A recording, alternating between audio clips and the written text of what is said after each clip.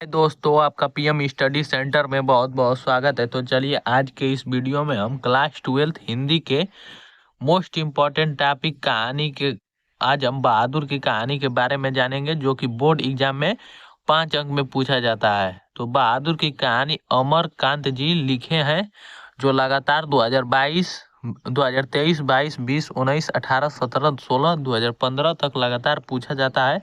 बहादुर अथवा पंचलाइट की कहानी आपके बोर्ड एग्जाम में 5 अंक में पूछा जाता है। तो ये आज के वीडियो में हम बहादुर की कहानी के सारांश जानेंगे कि क्या क्या बहादुर की कहानी में है।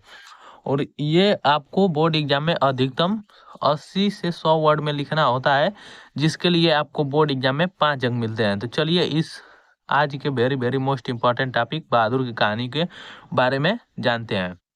तो बहादुर की कहानी में एक बहादुर नाम का लड़का रहता है, जिसके बचपन का नाम दिल बहादुर है। दिल बहादुर एक पहाड़ी नेपाली लड़का है, जिसका उम्र लगभग 12 से 13 वर्ष है। जो दिल बहादुर नाम का लड़का है वह एक नेपाली लड़का है और उसका उम्र 12 से 13 वर्ष है। इसके पिता की मृत्यु युद्ध में हो चुकी है। यह एक मध्यम वर्गीय परिवार से है। इसकी माँ क्रूर स्वभाव की है। और जो यह लड़का है, इसके पिता की मृत्यु युद्ध में हो गई है और यह एक मध्यम वर्गीय परिवार से है। और इसकी माँ जो है वह क्रूर स्वभाव की है।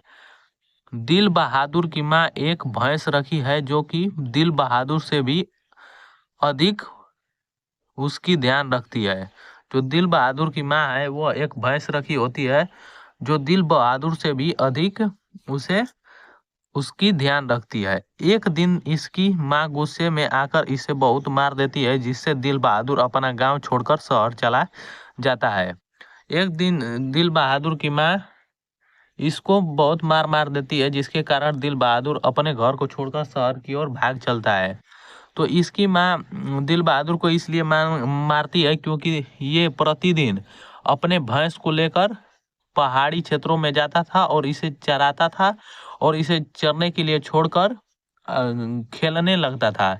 लेकिन एक दिन ये जब खेलने चल गया तो इसकी भैंस थी वो दूसरे की फसल बर्बाद कर दी चरने के कारण। तो यह जब देखा कि मेरी भैंस दूसरे की फसल चर रही है, तो उस यह बहुत गुस्सा हुआ और इस भैंस को अपनी भैंस को बहुत मारा। और घर आया जब भैंस लेकर, तो इसकी माँ भैंस की स्थिति को देखी तो वह जान गई कि इसके साथ कुछ बुरा हुआ है। इसी कारण दिल बहादुर को उसकी माँ मारती है, जिसके कारण यह शहर चला जाता है, जहाँ इसकी भेंट अमरकांत से हुई जिन्हें एक नौकर की आवश्यकता थी। और शहर जाने के बाद दिल बहादुर की भेंट अमरकांत, जो इस कहानी के लेखक हैं, उनसे भेंट हुई और उन्हें एक अपने घर में नौकर की आवश्यकता थी। अमरकांत उस बालक दिल बहादुर से कहते हैं कि तुम मेरे यहाँ काम करोगे, मुझे एक नौकर की ज़रूरत है, मैं तुम्हें खाना पीना रहना के साथ साथ कुछ पैसे भी दूंगा। और यह बात सुनकर दिल बहादुर जाने के लिए तैयार हो गया। अमरकांत जो थे उन्हें भी एक नौकर की ज़रूरत थी। तो इस लड़के दिल बहादुर को देखे कि और इससे कहे कि क्या तुम मेरे संग चलोगे, मेरे घर चलोगे, मेरे लिए एक नौकर की ज़रूरत है और मैं तुम्हें रहना खाना पीना के साथ साथ पैसे भी कुछ दूंगा। तो ये जाने के लिए दिल बहादुर तैयार हो गया। घर जाने के बाद अमरकांत की पत्नी निर्मला, जो दिल बहादुर को देखकर बहुत खुश हो जाती है। जो दिल बहादुर की पत्नी थी, अमरकांत की जो पत्नी थी निर्मला, वह दिल बहादुर को देखकर खुश हो जाती है, क्योंकि उसे भी घर में बहुत काम करना पड़ता था, जिसके कारण यह नौकर को देखकर खुश हो जाती है तथा इसे दिल बहादुर न कहकर बहादुर कहने लगी। और जो दिल बहादुर था वो निर्मला जो थी वो बहुत ही इसे अपने बच्चे की तरह मानती थी और इसे दिल बहादुर न कहकर इसे बहादुर के नाम से इसके घर में, अमरकांत जी के घर में सब इसे बहादुर के नाम से पुकारने लगे। इसका नाम बहादुर पड़ गया है इसी कारण। और बहादुर अपना काम ईमानदारी से वहाँ करने लगा। उसकी ईमानदारी और स्वभाव को देखकर निर्मला इसे बहुत मानती थी तथा इसे रोटियां बनाकर खिलाती थी। जो दिल बहादुर था वो अमरकांत जी के घर पर बहुत ही ईमानदारी और बढ़िया स्वभाव से कार्य करता रहता था और इसके कारण अमरकांत की पत्नी निर्मला इसे रोटियां बेलकर खिलाया करती थी। एक दिन निर्मला बाजार जाती है और उसकी भेंट उसकी सहेली से हो जाती है। उसकी सहेली कहती है कि जो तुम्हारे घर जो लड़का है उसे तुम रोटियां बनाकर खिलाती हो उसे नौकर ही समझना चाहिए, आज है कल चला जाएगा। यह बात सुनकर निर्मला घर चली आती है। जब एक दिन निर्मला बाजार जाती है तो वहां पर बाजार में उसे अपनी सहेली से भेंट होती है। तो सहेली पूछती है कि तुम्हारे घर जो लड़का है मैंने सुना है कि उसे तुम रोटियां बनाकर खिलाती हो। अरे नौकर को तो नौकर ही समझना चाहिए, आज है कल चला जाएगा।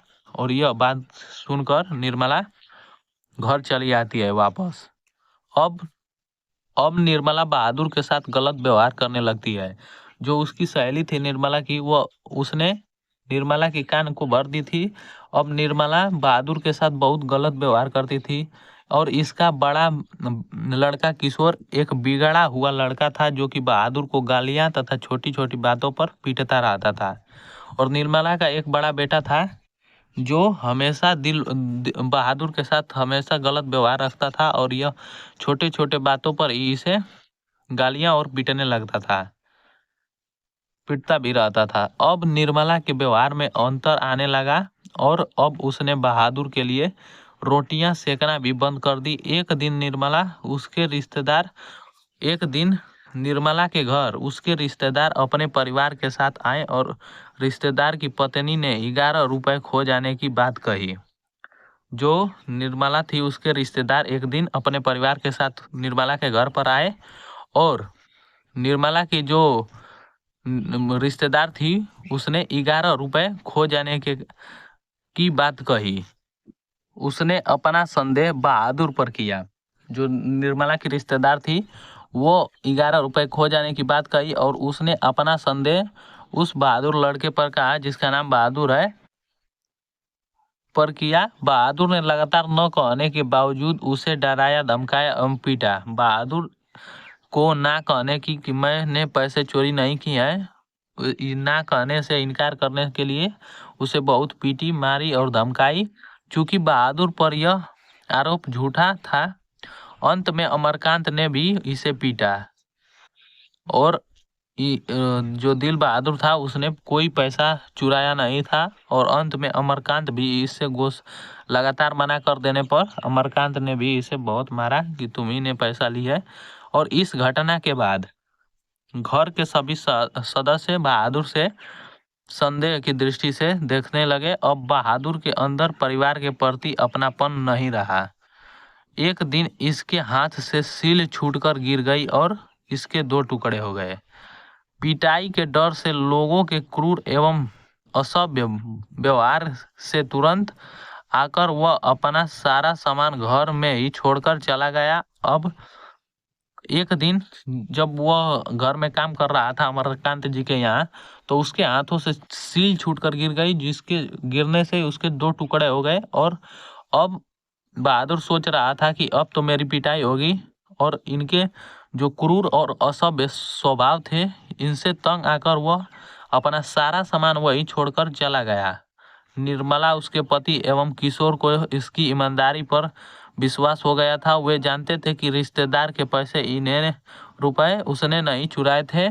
सभी बहादुर पर स्वयं द्वारा किए गए अत्याचारों के लिए पश्चाताप करने लगे।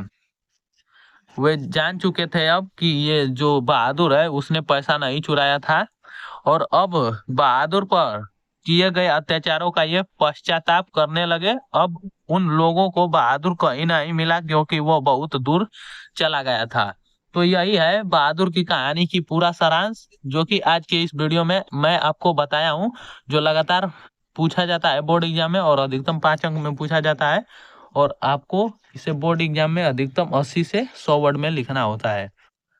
तो उम्मीद करता हूँ दोस्तों कि आपको यह वीडियो बहुत ही पसंद आया होगा और यदि वीडियो पसंद आया होगा तो इसे ज़्यादा से ज़्यादा लाइक शेयर और चैनल को सब्सक्राइब करना ना भूलें और वीडियो को लास्ट तक देखने के लिए बहुत बहुत धन्यवाद।